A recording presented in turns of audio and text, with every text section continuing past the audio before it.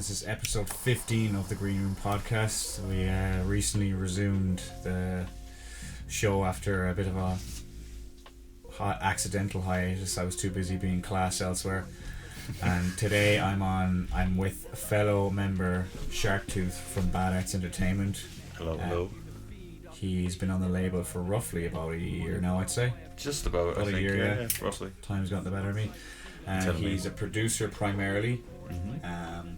He's released a couple of projects under us, but not quite. He hasn't quite released the kind of the big one yet, the kind of standout one. Not yet. At this stage, mostly kind of small ones here and there. Yeah. I'm able to do metal vocals as well, and I mainly produce. But I have a lot of stuff in the works at the moment, and most of my stuff I put out is beats. But I have some interesting projects in the works that I really can't wait to fucking crack down on and see how they come out, and I can already hear how it'll sound, so the time will come for sure, so I'm looking forward to that.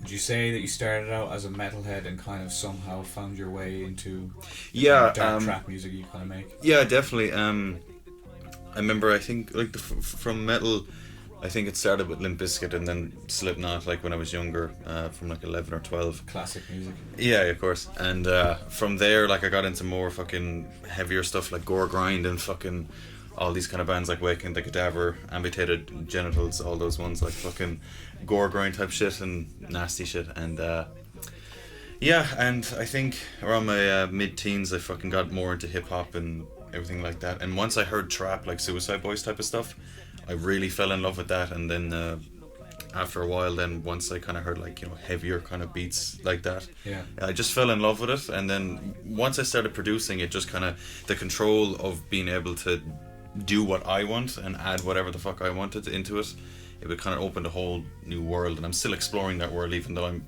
producing like 4 years, but I've really cracked down on it properly the last 2 years. It's kind of a strange combo of the two genres kind of coming together, because like rap rock very much was a fad, and I can't really say much of it was great, or at least stood the test of time, like ignoring the stuff that initially was more rap with a bit of rock as opposed to rock with a bit of rap. So like, I'm not talking about Beastie Boys or Run DMC, that stuff's classic stuff, but the likes of Limp Bizkit and stuff like that, obviously people have their own opinions, but for me it didn't really stand the test of time. But that's fair. Metal and hip hop to kind of come together in trap, it's not something at all that I would have thought like would kick off so much. And obviously I'm a fan of it too, like I like Suicide Boys and I'm a big Devilish Trio fan as well.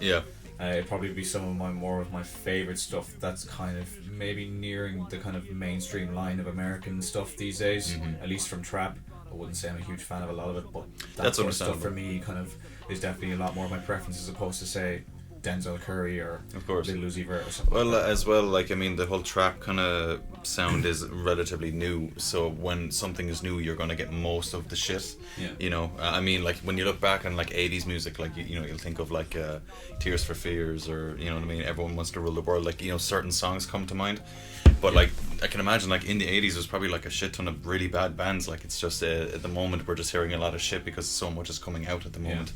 And I think it'll be very interesting to hear the sound in like a year or two, or even 10 years time, to see what another sound will come out of it, I guess. Trap is actually much older than people think, but as it sounds now, it's pretty new and fresh. Like, you do have the early 3-6 Mafia stuff as well that's considered to be trap, and a lot of the old school Memphis stuff, but definitely inspired a lot of the new stuff. Clearly, the 808s kind of didn't really come in. Kind of they were there in the 90s, but they still weren't the ones that we know today. So I mean, if you put them side by side, you probably wouldn't say they're the same genre of music, but they are considered to be the same genre of music. Of course, it's been kind of formed into its own kind of sound, even though it's been taking influences from 90s kind of Memphis kind of stuff. So you have a lot of producers, like myself included, that put like the Memphis vocals over like the whole new genre, like the kind of dancey funk stuff. I love it. Like house funk. I was seeing that in like some pure normie I'm following on Instagram putting that up in her story. It was like Memphis shit, and I was like, what the fuck? Like this is the kind of stuff that like not even any of my mates liked. I mean, me and one of my mates were the only ones that were kind of into that sort of stuff, and we put like on like the old like cassette tape underground shit at house parties, and everyone would be like, what the fuck is this crap? And then a couple of years later, the beats, the modernized beat basically with all the same samples slashed over it, like, that's cool. And I was like, alright, just because it's got this little drum that you like, essentially like. Yeah, no, it's a different, interesting genre to me anyway. Like again, once I heard Suicide Boys, I just was taken back. I mainly from the 808s. I guess it just reminded me a bit of that heaviness. There's something about that boomy kind of 808 that just reminded me a bit of metal. So once I heard the beats, there were like hard kicks and snares and everything. It just, I don't know, it really just made me want to form my own sound and everything like that. And the artwork and the intro samples as well. Even if they don't necessarily sample kind of metal tunes, they are very metal-esque. Inspired, yeah, definitely. If you didn't know that the trap was a genre and you saw like a Devilish Trio cover, like you think that's definitely a heavy metal or a death metal album or something like that. And 100%. they're fucking sick artwork. Whoever does the Devilish Trio artwork, I'd love to fucking get in contact with them someday if I had the money. Like, yeah, artwork is really important in my opinion because whenever like I'm just browsing Bandcamp or whatever, I always look for the artwork. Like either certain colors will come out or whatever the image may be. Certain kind of things I guess just catch my attention. Yeah. And you know what I mean. So I always try and like add something like interesting I guess in the artwork. Sometimes the reliance on that these days is dead. Like, because CDs and physical media is it's not a thing anymore. Yeah. So if you do actually go into a shop and you do see a CD for sale, the artwork is basically 9 times out of 10 shit. Whereas back in the day, especially if you're a kid, say from our era even, didn't have the internet, didn't know what reviews were, it was all word of mouth. And even then, that was limited. So you kind of went in and it was like, what do I like the look of, essentially. So there was way more focus on that. Whereas now you don't need that. It's like, if you're buying it, you probably already know exactly what it is and that's if you like it. I remember like Jesus back when HMV was back in town, and I remember I think the band was called Nevermore or something like that. I picked it up. The album looked really cool, and it wasn't great. Like it was okay. Like, and but that's the thing about that. Like you kind of like took a gamble in a sense, but now you can. It is handy that you can just click it and just listen to it, but I guess there's something more about actually going out and getting it and listening to it. It's killed the market in a sense. Like when I'm looking for samples, and now obviously I don't have to do it because you've got YouTube playlists and shit like that. When I'm getting like records and stuff like that, the only way I can do it is by liking the artwork basically. Like, yeah, of course. And 9 times out of 10 I'm wrong. It's crap. Like, but it's like a one rule of thumb I'll always say: if it's a naked woman or a nudish woman, it usually is going to be good for whatever reason. It's a producer rule, but outside of that I always just go for like really like just wacky looking stuff. Of course, yeah. If it's very bright green or something like that, I'm not naturally drawn to it from its aura or whatever, but again, it's a guessing game, but the artwork is the main thing that's drawing you in. So even in some cases people will literally buy your album that could be shit, but your artwork is still cool. That's it, yeah, literally. And I don't know, I guess I always just try and make it like stand out a bit, but obviously not every time is going to be the way I want it. I find with my artwork, like, I'll do a really good one and then another one won't be as good and then it'll go up again and go down. It's kind of hard to like because you might make something good that's a certain style and then try a different style that you haven't kind of perfected yet. Same with music as well. I was literally just going to say it's the exact same with beats. Like, you know what I mean? Like you can start new stuff and it doesn't sound as good, but you're just trying something new as opposed to just beating the fucking dead horse or whatever you're already doing. Like, yeah, pretty much. It's always good to like experiment with different things, and I don't know. Thank you. Cheers. But yeah, no, I love all types of genres, honestly, and obviously my main ones would be like metal and fucking hip hop, but I don't know, I like making like kind of 80s type kind of fucking beats or some house kind of stuff. I love all types, and I like to blend some stuff. That's why I really like that kind of house kind of funk, that kind of And I don't know, I just I love music. I've always been listening to music ever since I was as far as I can fucking remember. And once I found like Limp Bizkit, like I watched a lot of like WWE, and sure, The Undertaker had Limp Bizkit at one stage in his career, and once I heard that, I just kept watching back on the clips and the DVDs I had of The Undertaker just to listen to that song. And once I found it, then that's where everything just opened up. And I guess that's one big reason I really like hip hop is because Limp Bizkit was like basically my favorite band. Yeah. And like it was obviously rapping Open and that avenue, like. Yeah, 100%. And geez, once I found Slipknot, it was that more heavier type of kind of shit. Like I love all the screaming fucking. I find as well, at least again from our generation, a lot of our music taste was molded by whatever we were watching or playing at the time. Like, yeah, and and Beavis and Butthead would be a big one to play in that because they had so many fucking bangers playing on that show. Like, do you know what I mean? And they even helped some bands out with their career and everything. And so it'd be GTA and like Tony Hawk's for me. Like, I don't think I'd have nearly as big an interest in 80s music if it wasn't for Vice City or even West Coast 90s hip hop. San Andreas planted the seed there, and like every GTA game kind of set some genre in stone with me, and then same with Tony Hawk's as well. It was like the rock and the rap, and it was usually pretty good. 100%. So it opened that avenue too. Like, yeah, Jesus, like I mean, like one of my favorite games is Grand Theft Auto, Vice City, and San Andreas, and like Vice City is my favorite as well. Like the soundtrack in Vice City alone is just a masterpiece. Like every song, and San Andreas. Like again, there'd be times I'd literally just be playing the game. I'd park the car and just switch on one of the rock channels and just listen to whatever was playing. They absolutely nailed the soundtrack back then. Like I'd say, like a substantial amount of their budget was probably spent on doing that, because I mean, it's, you know, it worked. An 80s game without those songs, that's like half the charm is just not there. Like, you know, it's as much of it means as much as the fucking cassette tapes and the fucking tiki t-shirts and you know, the commercials on the radio and stuff like that. Which one thing I've noticed is, like, at the time when you're playing it and you're kind of not really well versed on pop culture, it's like, it's just kind of funny. But when you actually go back and play as an adult, it's like, this shit's genius. Like, it is. It's the one. It's like South Park on coke, just the whole way through, ripping the shit out of every aspect of that culture. And I actually only came across this recently. Like, it wasn't so relevant back when GTA 4 was out, because it was set in the time we were in. But going back and playing it now, like, and remembering the times, like, it's stuff that's relevant in 2008, just not relevant at all now. It's like, that's funny how those things were a thing back then. It's like, it's fucking smart, like, but you have to be a bit older and kind of more versed to kind of figure out what the fuck they're actually talking about. Like, oh, of course. I mean, Jesus, I don't know, I grew up on those games, and when I heard the songs, I was just like, I just loved them. Especially, I think there was a song in Vice City called Dying in Your Arms Tonight. You most likely heard. And constantly listened to that growing up. And Out of Touch was always my favourite. That and Laura Branigan's Self Control. Two very good ones. Yeah, no, there's amazing songs in those and the soundtrack for those games. But yeah, no, even like, I love Vice City so much. Like, I have a project in it at the moment about like Vice City and all, just the kind of Vice City themed, and I like how it's coming along at the moment. And there's one particular track in there, and I just love how it sounds. I slowed it down. It just sounds. It just, like, I imagine myself just playing Vice City and listening to those tracks, and it all just blends perfectly. Like, it's not finished, but when it is, I know it'll be A1 anyway. At least how I want it to be anyway. It wasn't intentional for me, but when I made the first album that I fully produced, with the one with Animal from Australia, I said I kind of just wanted that kind of murky, kind of dark style that GTA 3 had.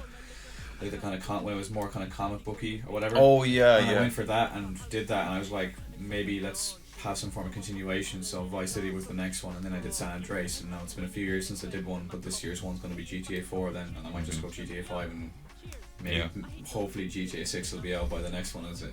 Out, like, but it worked very well, because a lot of people, so many people saw it, didn't even know what it was, and they were like, Vice City, Vice City, San Andreas, San Andreas, San Andreas. So instantly, it's like, if no matter who it is, like, even if they're not a gamer, if there's going to be a game that they like and have played, it's going to be one of the GTAs. Definitely. So it actually was a decent marketing point of view too, because some people were like, oh, I don't even know what this is, but I love GTA, I'll fucking buy one of those. Like, it's like, no hassle, man, it's 10 quid for me. Like, yeah. It's funny, I actually never knew that Vice City was actually based on Scarface. So that, like, I played the whole game and never seen the movie, but I only seen the movie I think like a couple of years ago. And when I watched it, I was like, this really looks like Vice City. Then I was like, oh, okay, never mind. Jesus. But no, it was amazing how it was done. And no, I want to include like you know, different fucking sound effects from the game into the songs, and just kind of try and make things work like that. I love the sound effects and that. Whenever you pick up a gun, that fucking and it's just a little 80s synth, just boom. Oh yes, yeah. Fucking I don't know what noise it kind of comes out. It's like, I think it's when you just say load the game, and it always lets off the like think. Like yes, I can hear it. Just say like game loaded or whatever, like that one fucking too. Just for whatever reason, it's just imprinted in my mind. 100%. Because when I first played the game, I was like, my brothers had GTA 1 and 2 or whatever, and I wasn't allowed to play them, and even though they were only like 11, 12 at the time, that was just their excuse, like, oh, you can't play this, it's so violent. Like, going back playing now, it's a joke. Like, nothing like, I knew what it was. It was like, oh, you can be a criminal, you can do whatever you want, and all this yada yada yada. And I was like, oh, I'd love to play that. And I was at my cousin's house, and they were playing a game, and I was like, oh, what's that? He's like, oh, it's Grand Theft Auto. And I was like, in 3D? Yeah. Can I play it? And it's like, are you allowed? I was like, yeah. Wasn't the first one like kind of like it was almost like you're looking down on a city? Top down view, and they didn't really age well. They're like, it was just, again, controversial at the time, but like the difference between that and GTA 3 is just fucking massive. Oh, of course. So I first came across this, I was like, I sat there and didn't leave the couch until I was dragged away. And any time I found out someone at GTA, I was like, okay, you're my new friend now. Yeah, no, I loved it, man. Yeah, I remember playing GTA 3. It was it was interesting. But and then like I just remember like when my dad bought me fucking the PS2. Like I think he had Vice City that came with it. And it just completely fucking changed my life. Like most of my fucking young years, are just like sitting down playing games all weekend. It was great. And it made me feel dirty. And it's not dirty, but like you're like it's the same kind of feeling you got when like you were smoking weed underage or drinking cans underage or fucking watching porn or some shit. Like it was like I shouldn't be doing this, but it's so. Yeah, cool. no, it was great. I loved it. Like and great fucking times. And like you said, like you can hear the sounds of it in your head, and it just brings back pure nostalgia. Like I just love the fucking game so much. Nostalgia is a massive part of my music kind of in general. Like I love just kind of have that feel of it overall. Like it's constantly a throwback to something. Like just because like I don't know, everyone has some form of kind of attachment to nostalgic stuff, but I think some people more so like than others. Like especially like I love just constantly kind of travel back, of course, and kind of just have those memories, whatever it was, whether it was a video game or a movie or just some bit of culture back then. Because again, our childhood was very much different to how things are now, and it's not that long ago. It's only fucking 15, 20 years ago now. Yeah, it's mad to think about. Totally different world. Like. Oh, of course. Yeah, times have really changed, but yeah, I missed those times as well. Obviously, because they were just like obviously easier for us, but it was just kind of more simple. Like I guess, like lack of responsibility was great. Like it's like. I don't miss not having the freedom to just do whatever the fuck I want when I want, which of course is a curse too, because you can eat 10 packs of biscuits if you want, like but you probably shouldn't do it. Like, another feeling. Yeah, I think like for me like the perfect time is like just when I was 17, fuck you dad, do what I want, you can't tell me what to do anymore, and also not having to worry about fucking anything like rent or bills, or I have to pay for this or pay for that. It's just like, got a bit of money here, buy a few cans, a few joints, let's just go bananas. You don't realise how good you have it until you're older. Gone, like, you know what I mean? I'm not that much older, but that, I can still do that again, but like it wouldn't be advisable to be fucking about the whole time. No, I get it. I do wish I took like I was kind of fairly into the music at that stage, but I still wasn't quite at the level where I thought like, I can like actually like, make money off this or do gigs with this or fucking produce tracks that are fucking colossal in comparison to what I was doing back then. Oh yeah, of course. So maybe I do wish I kind of dedicated more time, but I still think like considering that I was straight out of school and not the most ambitious kid, like that I definitely put more into it than I would have thought. Like it was kind of something that was a fad at first, like fuck it, I'll give this a go, and then just like making music. Never went back from there. Like. No, of course. I can't remember what age I was when I learned guitar. I must have been maybe my early teens, but like I would always just play like fucking like really heavy songs and everything like that, and I just always like loved music. I was either playing it or listening to it. Well, obviously both, but like then I started learning metal vocals and fucking everything else, and it just escalated from there. And like I was on and off with vocals for a while. I learned from like my early teens, and then like it went on for a while, and then I just kind of stopped. I guess kind of motivation for kind of just left for a while. But then I don't know, when I started producing after a while, once I started getting into it, I kind of thought about it, and then once obviously all this came together, and like me and Harold's and everything, it just kind of it was a nice way to bring it all back. Do you know what I mean? And not waste the talent, I guess. Do you know what I mean? Essentially, the ability to do it. Like so many people I know that I would consider to be 10 times more talented than me just never did anything with it. It's like, man, you could literally be fucking filling out stadiums if you wanted to. Like in some cases, I'd just be sickened if I just let myself kind of be like, you know what, I won't. I'll think I'll just leave it, and then look back and be like, oh, I wonder what I could have done, and always imagine it. Like, and what else would you be doing? You'd probably exactly be doing the normal banal. Yeah. Get a job. Just go to the pub every so often and have a bit of crack, and that's basically it. Like, yeah, of course. The music does add a nice bit of kind of. I do like the kind of idea of like not sectioning myself off from people, being part of something that not everyone else is a part of, which is the Irish hip hop scene. You know, like it's not something that everyone I know knows about or is part of and stuff like that. It's kind of like it adds a bit of spice to your life, I guess, that some people may not have. Like not to shit on them or whatever, but it's like I think everyone should at least have something there that's not just go to work, go to college, get a relationship, buy your pints and maybe work out. That's it. Like power to you if you really enjoy that, but it probably would fucking give you a nice boost if you did something creative or just something. That's like it though. A hobby or a fucking like Jesus. I hated school. I fucking hated school. Like I couldn't wait to just be done with it. I much prefer like working and then going to school. But like I don't know. I just love, even though I work, I love coming home and just making tunes, because it's like all day in work I'm thinking of ideas, and then I go home and all these ideas are in my fucking head, and then once my eyes are glued to the fucking laptop, just the ideas just come from left to right to center and everything, like, you know. And then before I know, easily get inspired by day-to-day shit. Literally, like, our lives aren't that fucking exciting, so you have to kind of, you know. And sometimes just doing it about the regular shit and maybe blowing out of proportion is the great side of it. Like, one thing I like about like chilling out is, like, if I'm watching something, I don't know, like a documentary or something, someone in it, for instance, will say something and it will spark an idea, or just whatever the sentence was or the word was, I could use that for the song title or sample what they said. Do you know what I mean? It all really kind of, for me, just works, and I love just, I have too many ideas. That's the thing. I could literally be doing this all day, every day, and I still wouldn't have every idea like done. Do you know what I mean? There's ones that have been sitting in the back of my mind for so long, but it's like, I just don't think I can execute that way yet. I think I need to do something else or improve it this way. And speaking of like watching documentaries and movies, like, I find if I've got a project in mind, I'm constantly picking up on stuff like that I can use for intros and outros. Like that. And like, I literally would whip out and just write down like this movie to this time, whatever, and just have a list of it, and then I can reference that. Then it's like, okay, what would suit this song best? I already have it all there. Like, I watched The Exorcist 3 recently for the first time, and the amount of fucking stuff in that movie that I really want to sample.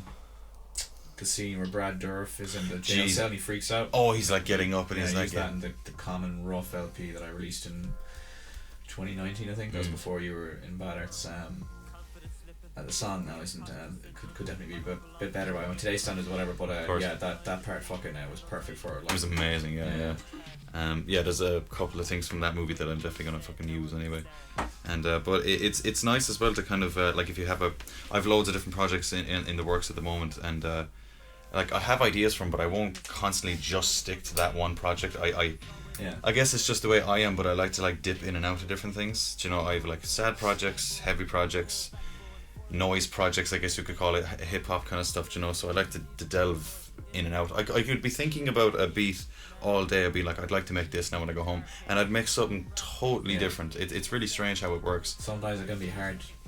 That's part of the skill, is translating what's on your brain literally onto the page or onto the DAW like that. I would tend to like just make loads of songs and have one project in mind. I'm like, okay, these are all gonna work for this, and then generally now like say, not so much this one, but the last fucking EP I made, where I used 5 songs, I made like 60 tracks in total for that. Like, wow. And outside of those that I didn't use, I released 1, and I plan on putting 2 of them on the next TJ Green album, and the rest are probably gonna get scrapped. Like, and then for this one, there's maybe about 5 or 6 that I didn't use, and I've already scrapped all those already.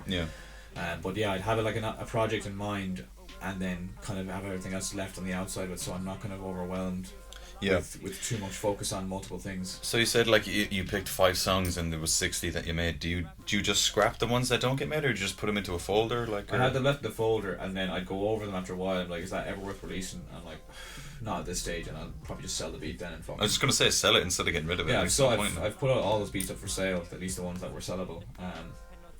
But yeah, generally after that, at that stage, I'll leave the project for a while, go back, and just it's sitting at a skill level that's kind of, you've probably stepped past since then, especially with the rap, and like production I think has always kind of been relatively solid on my part since I've started releasing beats and producing stuff and like stuff like that. But the rapping, definitely up until a point, like a lot of the stuff got removed because it was like I'd rushed that. I shouldn't have released stuff so quickly. I should have waited a longer while, like, before I got into it, like, but that's fair enough, I guess. Actually, like, you learn as you go along, like, you know. But you'll always be your own worst critic, generally. Like, obviously there's you know, fucking exceptions with certain people out there, you know. But generally, like, I've had like some of the songs I hate the most, and people are like, I love that tune. And they just don't catch on. It's like the reverb on my vocals is just fucking. The little like, things. Like, what the fuck? Like, genuine, like, not even over like, what the fuck was I thinking with that? And they're like, it sounds class. Like, like, it's the song Assassins with me and Jason on the Field Literature album, and like, it just sounds like I'm raised above everyone, but the verse is nowhere near that level where I can elevate above everyone and talk down to everyone. It's like, fuck no, I hate it so much. It sucks because Jason's verse is sick. The beat is one of the best beats I ever made, but my verse just wrecks it for me.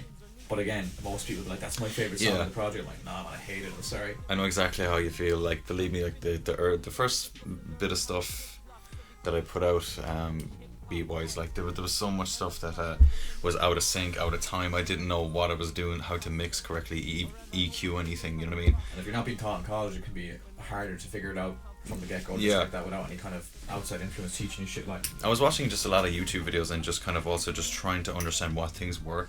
And like I said, I've been producing for 4 years, but it's only in the last 2 years that I'm really understanding, okay, this melody is in, let's just say, the C, and then obviously I have to start the 808 with C or whatever like that, you know what I mean? There's still stuff I haven't a notion of. No, there's terms I hear people using all the time, like, I don't know what the fuck. I'm the exact same. You're using your ears instead of your mind. Yeah, literally, like, and I very much, because I was taught Logic and Ableton in college, but FL is still quite different to those. Yeah. And it was the only one I could get for free because one of the lads had a cracked version of it.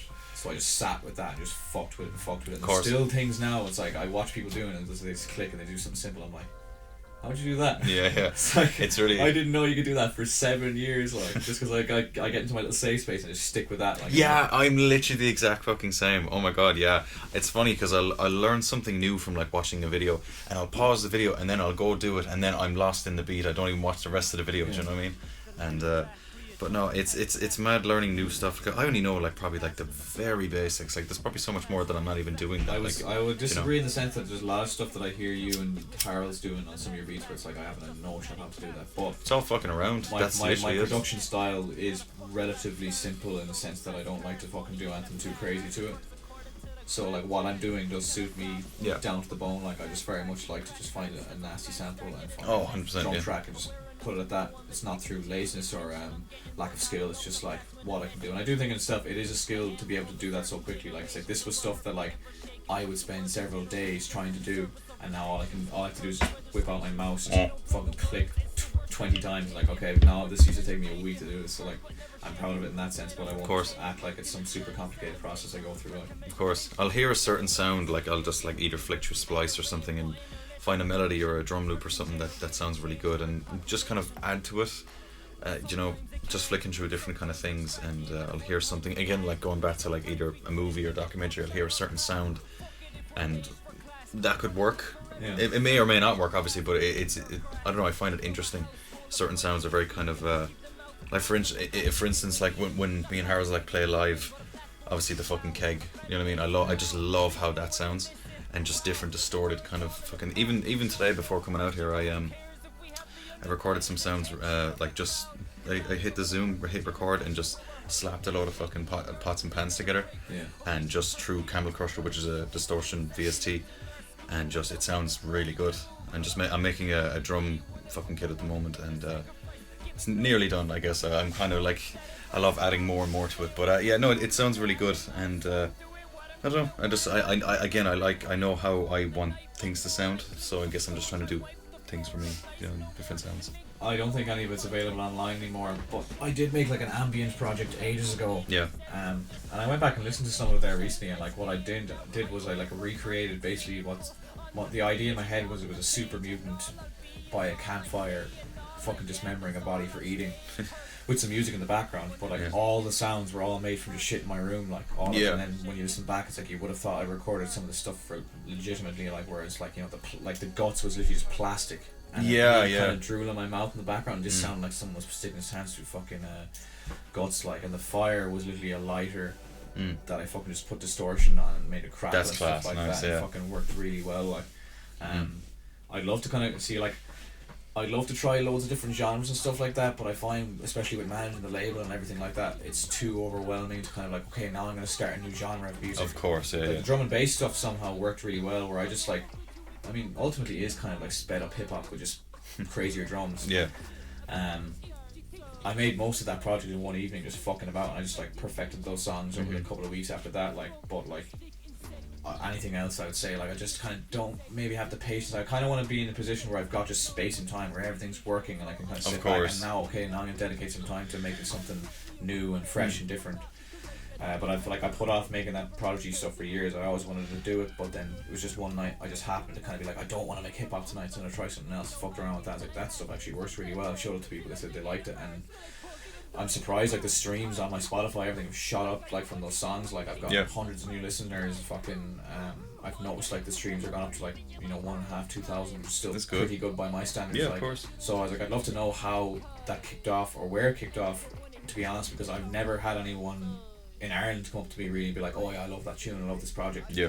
Kind of went under the radar in Ireland, but wherever I must have put it, on Reddit or something like that, it obviously kicked off, like, so it worked, so it wouldn't have me too scared to try other things. Of course, but like it's Jesus, like I mean, you have to create, I guess, something properly.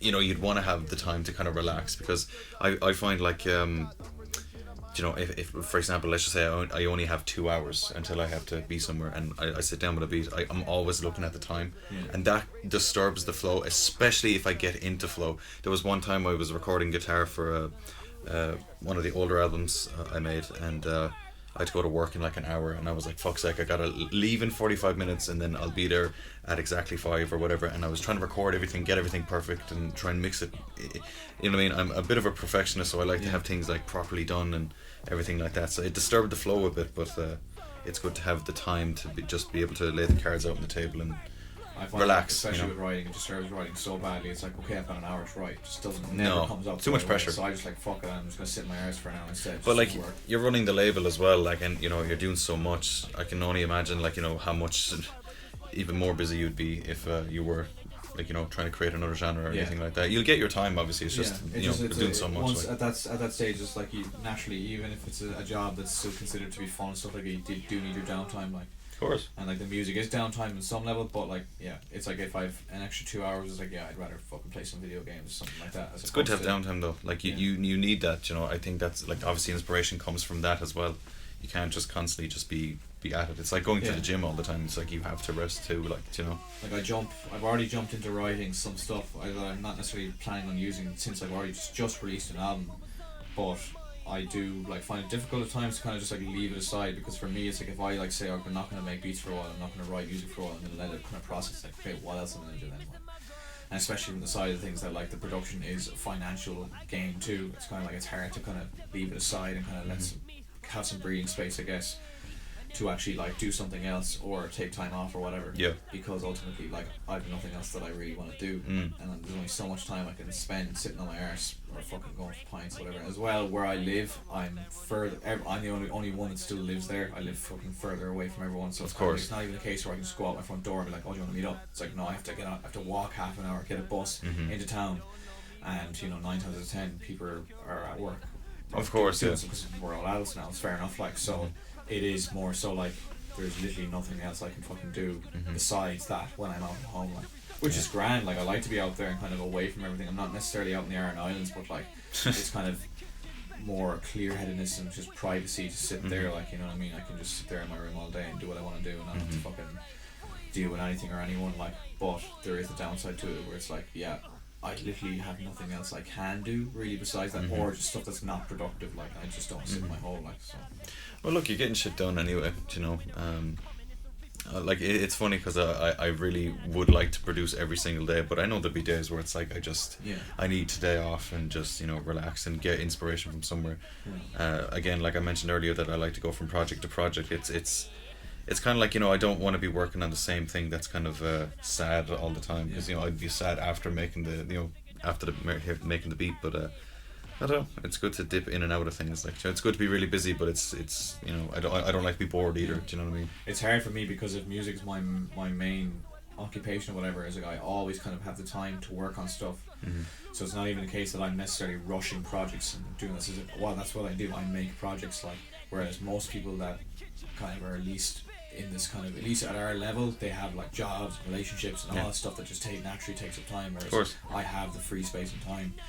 So like I don't mean to kind of rush and force stuff out there, but it's kind of like if I'm not working on a project, I'm not really doing anything else. So it's kind of like it's just literally what I'm constantly doing. So naturally, with the momentum keeps picking up and I'm constantly just doing stuff, I do try to space more things. I definitely don't force stuff out. Like, I mean, back in the day, like, I'd made 20 beats and that's a beat tape out, and I had like fucking 3, not that many, but like 50 or 60 of them on YouTube. I've deleted most of them now, just some of them, but like, like that was like, not it should be taken a lot more serious too when you're making a project like this. Like this is, you do plan for this to be out forever and for people to listen to Yeah, forever. of course. So you want to have a certain level of perfectionism and not just put it out there just because you want to get something out there. Because No, I get you. you will end up deleting a lot of shit, like, which I've been through. Like, No, I get you. Like there's some songs that I've made that like they really do sound good, but I'm like the 808s are not synced or not mixed correctly, and that really kind of it's just more of me just being a perfectionist, and I like to have things exactly how I want them, but like that's just me, like, you know, and obviously you have to go through that to, you know, get to the better stage, you know, because if I didn't go through the stage of shitty mixing, I wouldn't have gotten to the stage of you know, good mixing, or how at least how I want it to sound, you know. I would like hardly do any mixing for God knows how long before that, because I just had a notion of it as well. Yeah.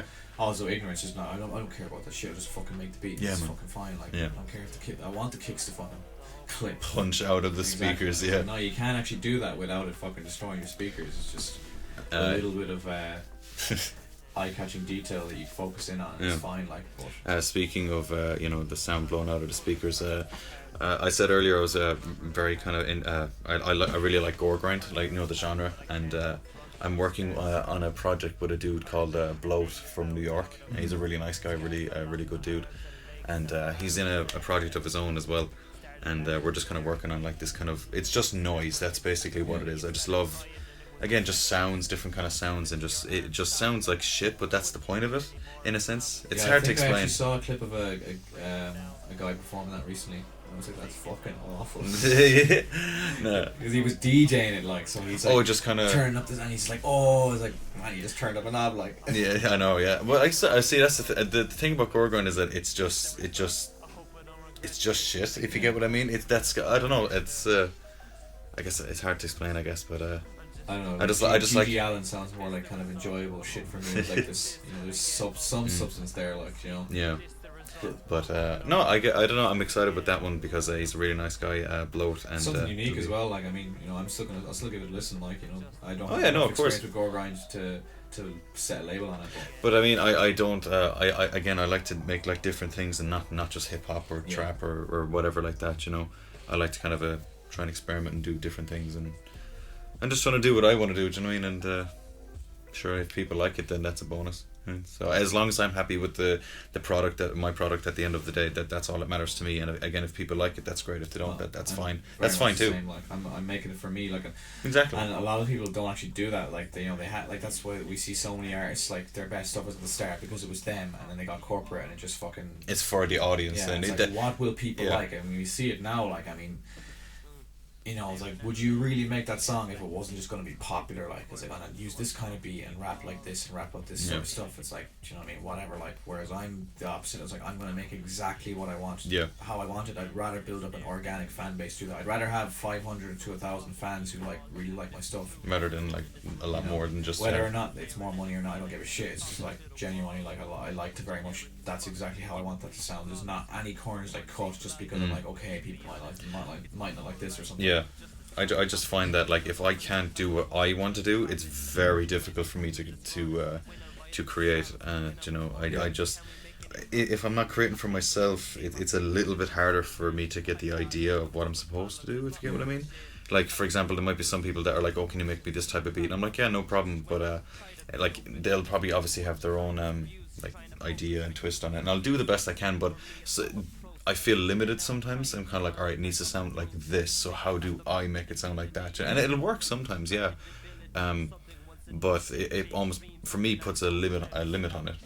I guess it's because it's for someone else, but that's fine. But like, as a producer, when people want me to make beats, I always hope, like, it's not going to be something that I'm not into. Like, I don't want to turn down the opportunity too, but like, sometimes I feel like I just, you know, like, you can someone will charge you less to do something better in that particular genre. It's like, you know, if you're looking for a you know, I don't know what like anything kind of generally modern, it's not going to be me. So it's like, don't just go to me because I'm the producer, you know, go to me because I'm the right guy for the job. Like, of course. But do you know what I mean? Like, and I find, like, I'll always make an effort at some level, but there is plenty of times, like, you know, if you're asking me to make drill, it just seems pointless. It's like, I've made like one drill beat, I don't, you know, it's not what I make. Do you know what I mean? Like, you should have a diverse kind of range of what you can do, but within reason. Like, don't just, quality over quantity is the attitude it should be, like. Of course.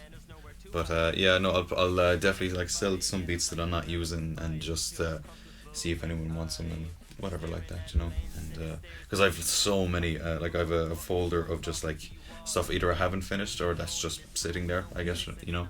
Because like if I'm making an album, like I'll make like maybe 20 songs in total and cut it down to 12 or 10 or something, do you know what I mean?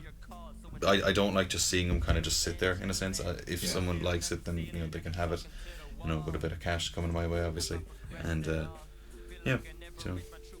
So, roughly around the time that we got you onto Bad Arts, we got Goblin to join up as well. Yeah. Because you and him are like yin and yang, and you do a course. lot of stuff together. Definitely. Also lovers. Of course. Duh. Can you tell us a little bit about kind of what you do? Because you have a bit more of a different role when you're performing with him. Yeah. So obviously me and Goblin have been best friends for years, and we've always, you know, been around town and everything like that, and we both love metal and hip hop and everything like that. So you know, he produces as well, and when he started rapping, like I gave him a couple of beats to produce and everything like that, and we're kind of going for that kind of like horror kind of aspect of things, and that kind of like dark kind of stuff. And obviously he has his own kind of his own beats and everything like that, what he likes to do. But yeah, no, I like producing him like really like kind of dark, distorted kind of like beats in that, and we like to take trap, metal, and horror into it. Basically, that's what we're kind of trying to inject into it. And I'm a huge horror fan. I absolutely just adore like horror and like Nightmare on Elm Street, Friday the 13th, Halloween, everything like that. I could go on and on. So like when he got his Goblin mask, it kind of gave me the idea of performing like with a mask as well, because I'm very big into Slipknot and everything like that, and I just felt more comfortable, I guess. And so he got his mask anyway, and you know, I started out with my Hannibal Lecter mask, and everything really seemed to fit with every gig that we started doing. It was more, we kind of understood more what we kind of wanted to do, and you know what we wanted to wear mask wise and outfit wise and everything like that, you know. So we're still learning whatever every project, every gig, everything, you know. I would say like because you kind of stuck out of the crowd a lot more in comparison to us just by sound, that like you were probably the ones that people asked about the most. Like, right. Who the fuck are those guys? Yeah. Primarily positive stuff. One or two were like, oh, you know, that's not for me or whatever. That's fine. fine. I'm like, well, it's the same for everything else. Like, Yeah, of course. You're shy, like. Of course. Not everyone likes banging You're pigs. not on the label to try and commercialize us. You're on the label because I like listening to your shit. You know I appreciate what I mean? But yeah, like out of everyone, I was kind of surprised because initially I was kind of like, that might be the one because it's metal. Yeah. Kind of themed or whatever. It's probably the least universal to the average crowd. Yeah. So I kind of thought that's going to be the stuff that people might fucking just be like, not dislike whatever, but whatever about that. Yeah, but then fine. surprisingly it turned its head and was actually probably outdid us in popularity Right.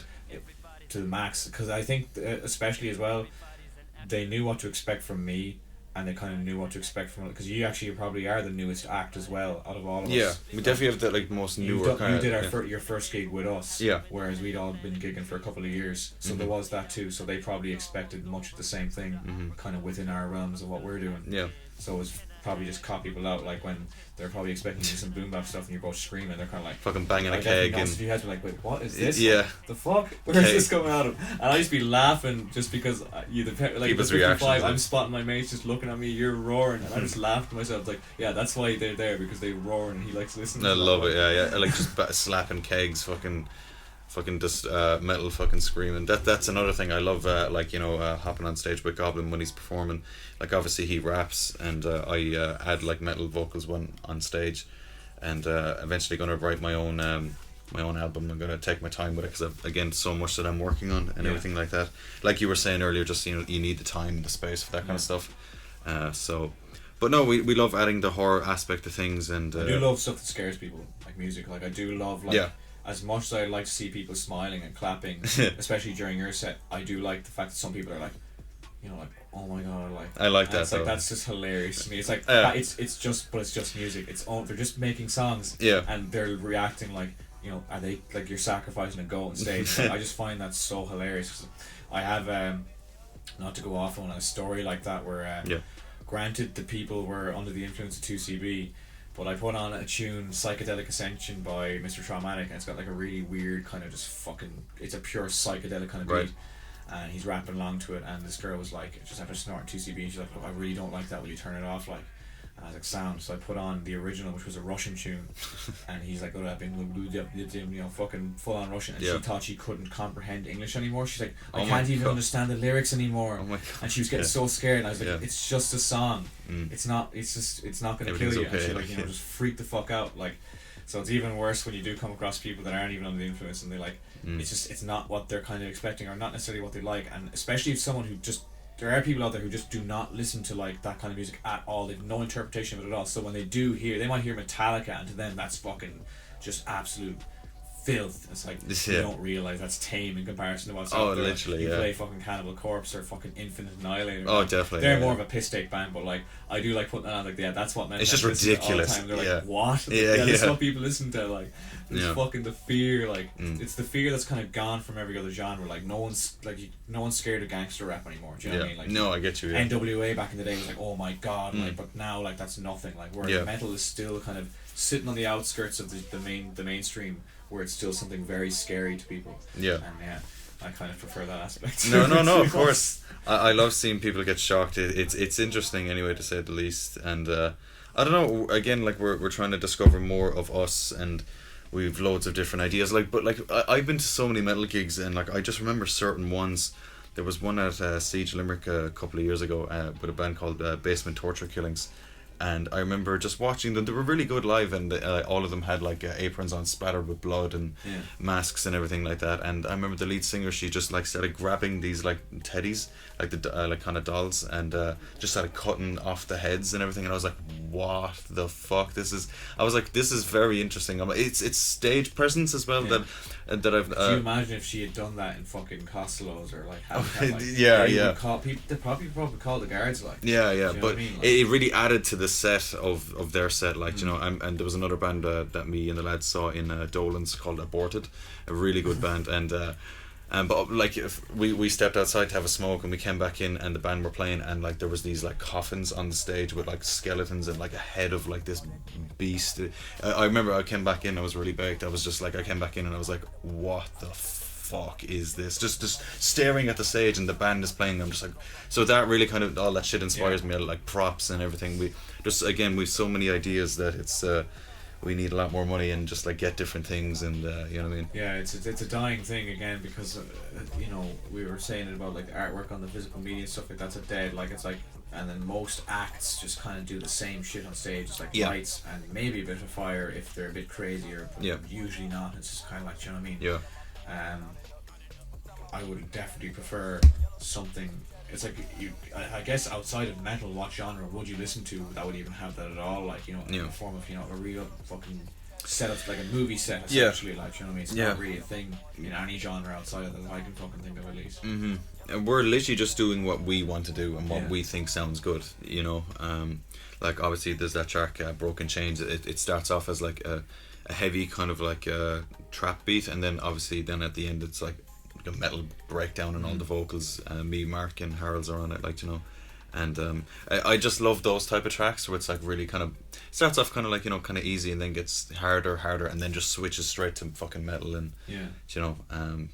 And I'm going to explore a lot with that when I write my own kind of album, like vocal wise and everything, because I'm very excited to actually like pick up the pen and start writing stuff. I just need to finish the beats first, and then I'm very excited. I can hear how I want it to sound, you know, and certain ideas and certain takes. I'll be getting Mark to help me out with that, because he's, you know, he'll love all that. Like, the voice coming out of Mark is not what I expected at all.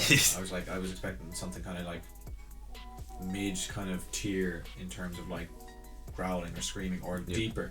But he's got that proper like. He has that kind of gurgle in his voice when he does it. He's really good. He's really he's a good lad.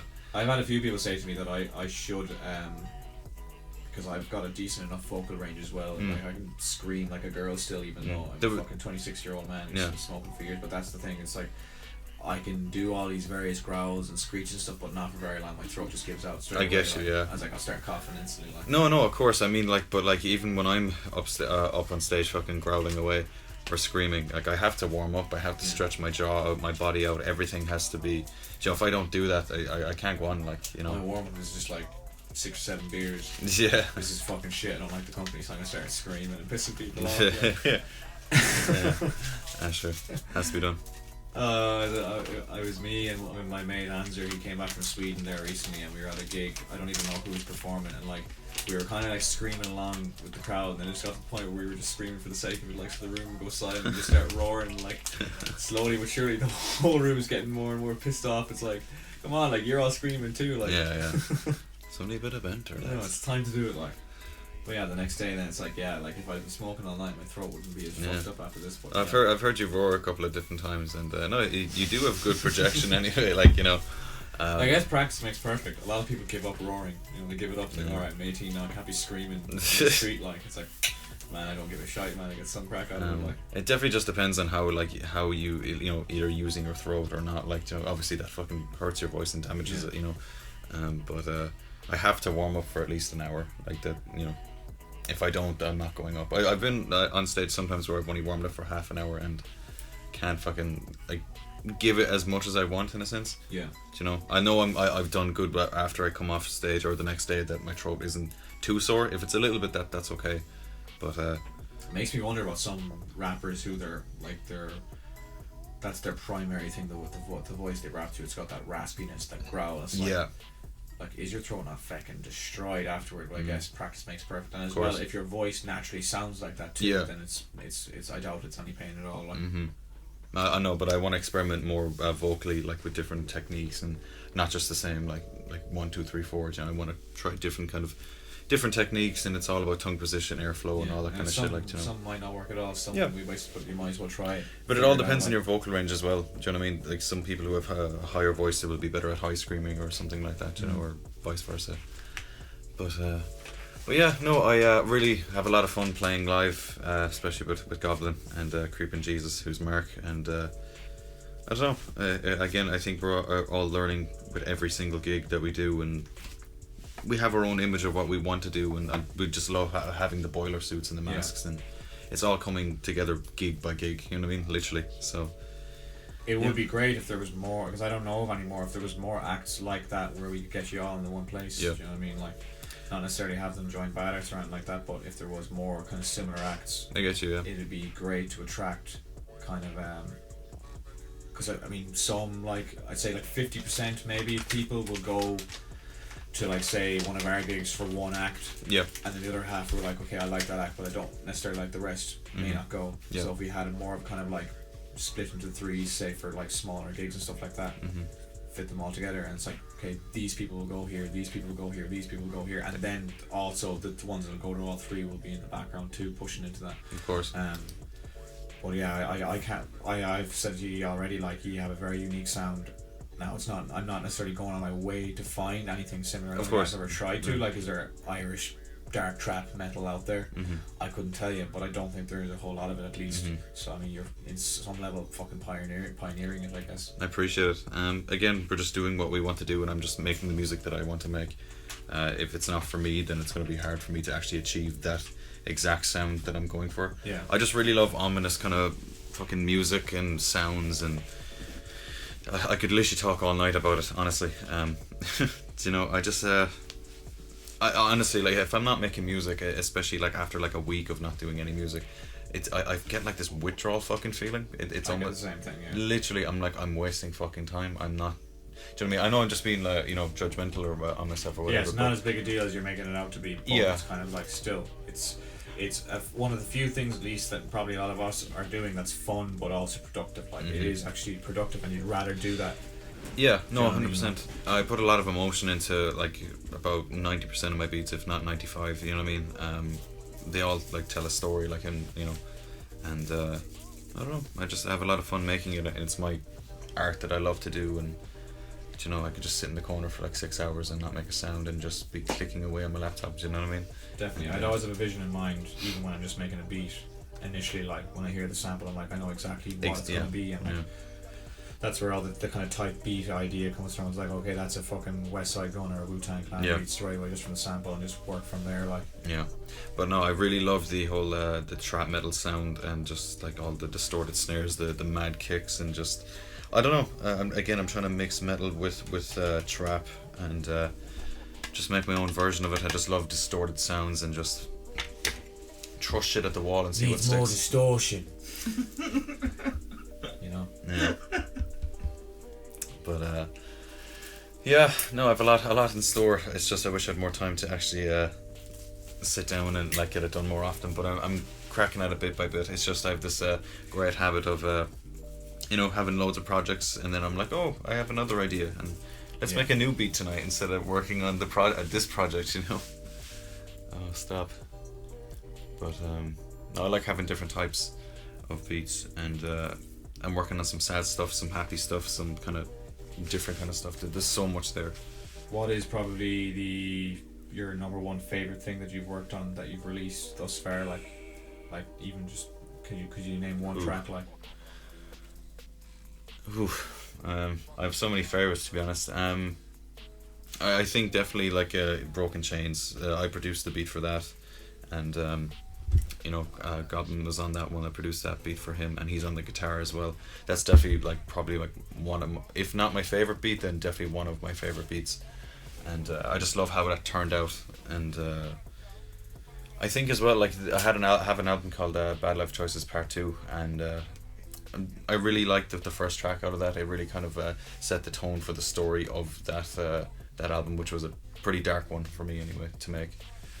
So yeah, there's loads of shit there that I love it, I would say my favourite to this day would remain Well Red Redemption with Trust myself, and it's one of my favourite beats I made. It's one of the oldest verses I have that I still listen back to, and I really like that verse now. Would I do it differently now? I'd probably add a bit more conviction, but overall I think it worked really well, and his verse is sick too, and the fucking beat and the intro and outro was just perfect, and the name Well Red Redemption stuck out to a lot of people as well. I really like the song that you took one of my beats, Night Right. What was the name for that N20. one? Yeah, the N20. That's it. Yeah. And well, it's actually N2O for nitrous. Oh yes, yeah. N20 is the same fucking thing. Mr. Dems Doherty over here is also featuring on Absolutely, that. And I really like how that one turned out. That was a nice one. Yeah, the fucking. Cheers, appreciate What's it. the samples in it again from that movie, Death Proof? It's like you're okay, you're okay in my book. In my book, that's no good. I don't know. It doesn't really make any sense to the fucking song, but it's just because it's cool though. Have it up there in the same theme. It fucking worked very well. Fun movie. I like the women in it. Rosario Dawson especially. They're fucking really good back. Yeah, that's actually a great movie. It was the last Tarantino movie I hadn't seen. Up until the lockdown, I watched it. It was fucking one of my favourites that I watched the whole year. Besides Well Red Redemption, I'm trying to think of.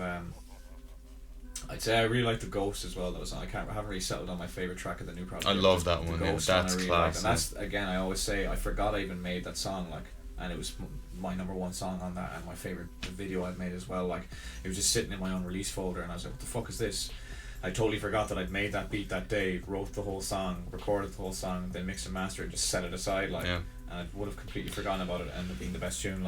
I love the sample in that. It's like a flute, kind of. Yeah, I can't remember what it's from. The Scooby Doo intro and outro just worked very well because they were talking about the mask. And I just looked up Scooby Doo samples, and that was the first thing came up. Was the mask, which just works perfect for what we're talking about here. Yeah, I really like that one. Love sampling, just like different movies and everything like that. I do it on 90% of my songs. Yeah. If not 99%. There's one song that probably doesn't have it. Just sets the tone straight away for me. Definitely. Because a lot of my favorite, it's not too common, but the likes of Jedi Mind Tricks and Immortal Technique, they do it nearly every single song. Yeah. And I very much like to kind of set the tone, and it adds just a layer of emotion to it. It's conveying the emotion or theme of the track, but also just saying it straight out as opposed to rhyming it. And I think that most people are a fan of it when I do it and stuff like that. I just love to do that, especially even if I'm just making a beat and I'm not necessarily planning on writing something to it, I'll still stick something in there that may even inspire me at some stage, like to kind of, if I'm producing it, like actually no, I might use that song now, and it kind of like I know exactly what it's going to be about, like. Yeah, no, it's funny how it works, because like I've had many times where I'll just pull up something on Ableton and just work away at it, and nothing really comes out of it, and I'll go back on it like months later and look at it, and I'll be like, that'll actually work for like an intro or an outro kind of thing. Do you know, it's strange how those kind of things work, but I always try and like save them and kind of look back at them after a while. Do you know? I do try to avoid using the typical ones that have been used a million times, like Scarface and stuff like that. Although the next one I'm working on one. I did use a Scarface sample, but it does actually work very well with the theme of the song. You've already done it, like you've done it on a few of them, didn't you? Scarface? Yeah. I'm trying to think. You done it on the Riddler, didn't you? Oh yeah, see, I haven't listened to that song in so long. I forgot how The Godfather and Goodfellas, Casino and all them are in that song. Sopranos too. So I've used Soprano a good few times in the last project, but it's just fucking so cool.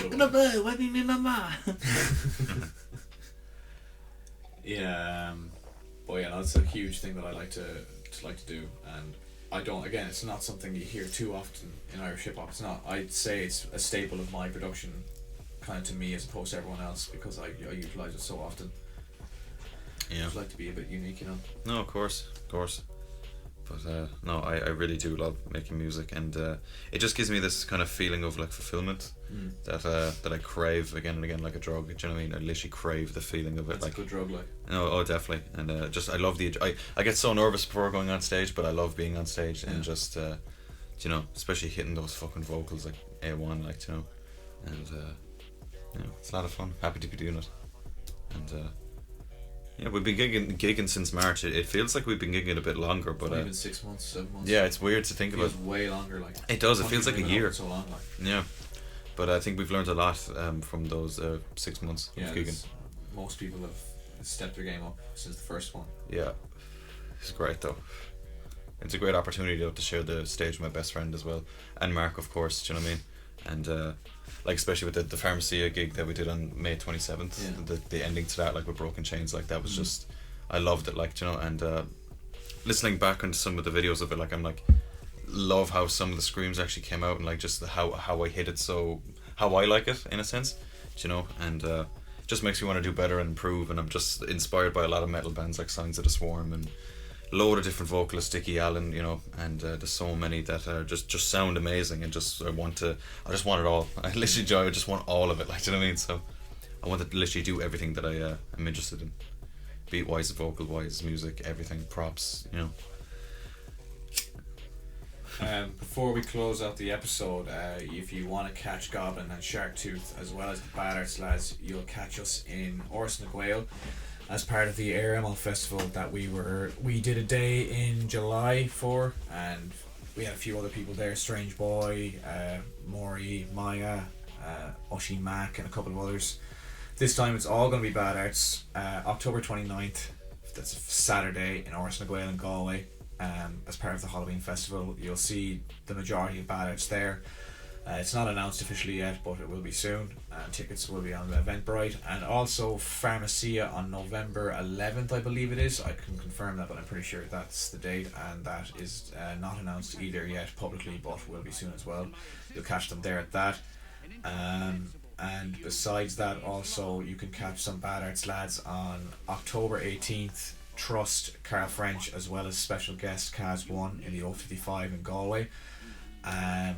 You will also catch myself on October 8th in Monroe supporting Craig Cooney with T.Y. the Poet, Saul Blake and Run Off Broke, and also October 3rd with Aoife Lydon, a singer from Galway, in the O55 in Galway as well. And you will also catch the Bad Arts lads, myself, the Body Snatchers, Son of Dawn and Bootley and Dan in Orson Gael on December 7th, I believe it is. I'll have to confirm that too, supporting Paro Pablo and Creo Ghost.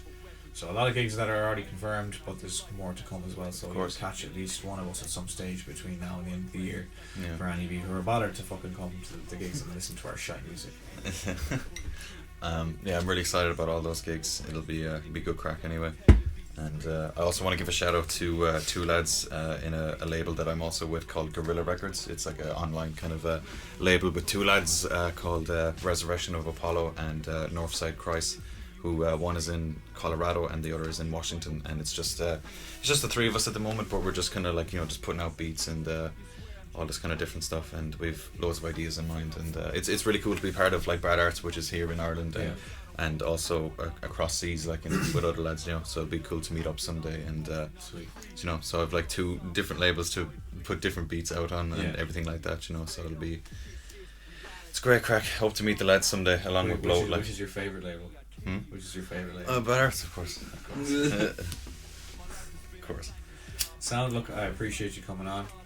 It wasn't too much of a hassle to get you on in the first place because I know who you were and know where you live and all that stuff. So just have to call up to you. You're gonna find me one way or another, like, you know. Yeah. Floating around. So thanks for listening, guys, and you'll catch us for episode 16 whenever I find some poor unfortunate person to come on the podcast and be probed with questions. It's the new TJ Vlad here, like. Hell yeah.